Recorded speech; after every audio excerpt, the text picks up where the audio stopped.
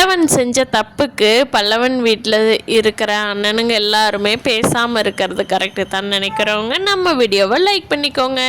பல்லவனோட அம்மா இருந்திருந்தா கூட பல்லவனை இப்படி பார்த்துக்குவாங்களான்னு தெரியாது. நிலா போய் கரெக்டாக திட்டுற நேரத்தில் திட்டுறாங்க, ஆறுதல் கொடுக்க வேண்டிய நேரத்தில் கொடுக்குறாங்க. நிலா மட்டும் இந்த வீட்டுக்கு வராமல் இருந்திருந்தா இந்த வீடு வீடாகவே இருந்திருக்காது. நடேசன் சொல்கிற மாதிரி சோழனும் வானதிக்கு எவ்வளவோ பேசி புரிய வச்சிடலாம். அவள் அப்படித்தான், அப்படி இருக்க மாட்டான், அவனுக்கு தெரியுறது அவ்வளோதான், இல்லை நீ கொஞ்சம் மாற்று அப்படின்னு சொன்னாலும் வானதி பழையபடி உச்சாம் புளியங்கும்புலியே போய் உட்காந்துக்கிறாங்க.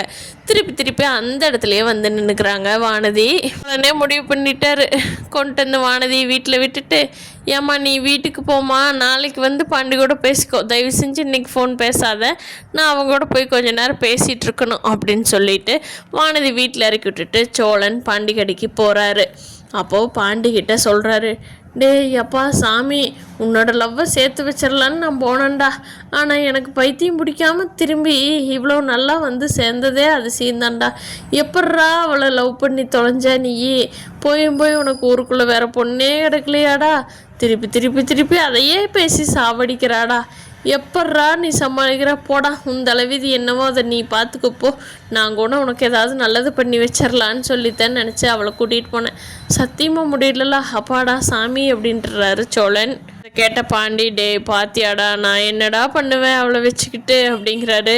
உன் விதி ஒன்றும் பண்ண முடியாது, நீ சிக்கிட்ட, நீ வெளியெல்லாம் வர முடியாது, ஏதோ ஒன்று பண்ணி தொலை அப்படின்ட்டு சோழன் போயிடுறாரு. பல்லவன் கிளம்பி யாருமே பேசல, அவன் பாட்டு கிளம்பி காலேஜுக்கு போகிறான். அங்கே பார்த்தா காயத்ரி பொண்ணு இருக்கா.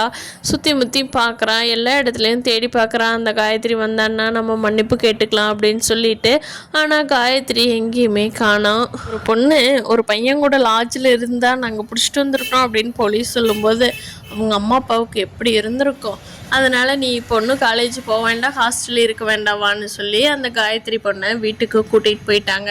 அப்படிங்கிற தகவல் மட்டும் பல்லவன் யார் மூலியமாவோ தெரிஞ்சுக்கிறா. நம்மளால அந்த பொண்ணோட வாழ்க்கை போச்சு. அண்ணி சொன்னாங்க, ஒரு செயலை செய்யறதுக்கு முன்னாடி நல்லா யோசனை பண்ணணும்னு. நம்ம காயத்ரி வாழ்க்கையை தொலைச்சிட்டோமோ, பேசாமல் காயத்ரி வீட்டுக்கு போய் மன்னிப்பு கேட்டு வந்துடலாமா?